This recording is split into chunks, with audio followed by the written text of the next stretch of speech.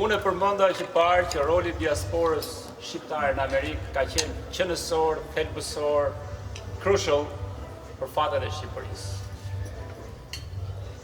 Është paradoksale që sistemi komunist u mundua për 45 vjet rresht ta bombardoj popullsinë shqiptare brenda Shqipërisë me një propagandë tillë që gjithë e dinë.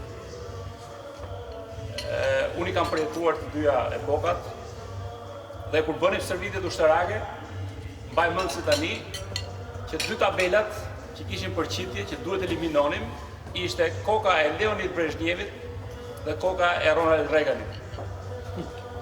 Pra këtu përmend miqësia historike tradicionale midis Shqipërisë dhe Amerikës, që është e vërtetë. Por mos harroni që për 45 vjet kjo miqësi nuk u mbajt nga shteti shqiptar komunist, por u mbajt pikërisht nga ju këtu, nga Krembardha, brezit ti, ju të gjithë që jeni këtu, baballarët tuaj, vëllezërit, motrat. Ata e mbajtën miqësinë për 45 vjet rresht të Shqipërisë dhe shqiptarëve në Amerikën dhe amerikanët. Prandaj dhe ne themi me krenari që jemi dy popull miq, se jemi miq në principe, në ideale. Unë nuk e harroj vizitën e James Bakerit në Tiranë. Unë i thash, shtëpinë time e kam brapa bankës së Shqipërisë. Aty kam lindur, aty jetoj. Jam 100 metra nga sheshi Skënderbej. Dhe, jo nuk me nga zonë, shtëpi private.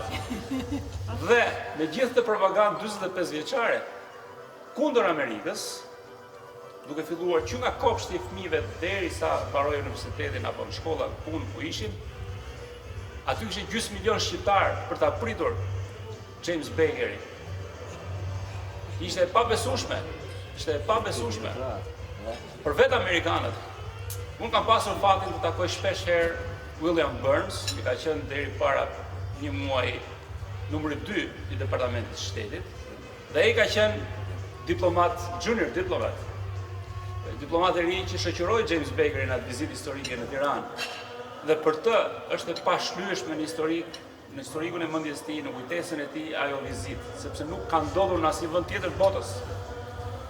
Po të marrim pastaj vizitën e presidentit Bush më mbrapa. Presidenti Bush shkeli çdo protokoll, sepse u ndjesi në shtëpi vet në Shqipëri. Nuk kishte frikë dhe asgjë. Të vijojmë pastaj me vizitën historike të sekretares Clinton për rastin e 100 vjetorit të pavarësisë së Shqipërisë. Se thua që ajo çeli si pari në festimeve në datën 2 nëntor të 2012-s. Domethënë janë shumë fakte historike që na bëjnë të jemi krenar. Por mendoj dhe jam plotësisht i bindur, domethënë do ta përsëris kudo që të jem, që merita kryesore ju takon juve këtu. Sepse në atë kohë ambasada që ishte në New York bënte pikërisht të kundërtën. Ishit ju ata që mbajtët miqësinë, ata që mbajtët respektin për kombin shqiptar, për popullin shqiptar, që ruajtët vlerat e vërteta dhe që vazhdoni të ruani, mjafton të shohësh në këtë sallë, që është madhështore. Kështu që unë kudo që të jem do ta përsëris që merita e juaj është e jashtëzakonshme për ruajtjen e marrëdhënieve të shkëlqyera midis Shqipërisë dhe Shteteve të Bashkuara të Amerikës. Dhe kur them Shqipërisë, nuk kuptoj të gjithë shqiptarët pavarësisht se në cilin shtet jetojnë. Unë nuk i dalloj dot, nuk i bëj dot ndryshimin. Do të thënë se janë në një shtet tjetër apo në një shtet tjetër, ata janë gjithë shqiptarë. Të flas një gjuhë, kemi një gjuhë.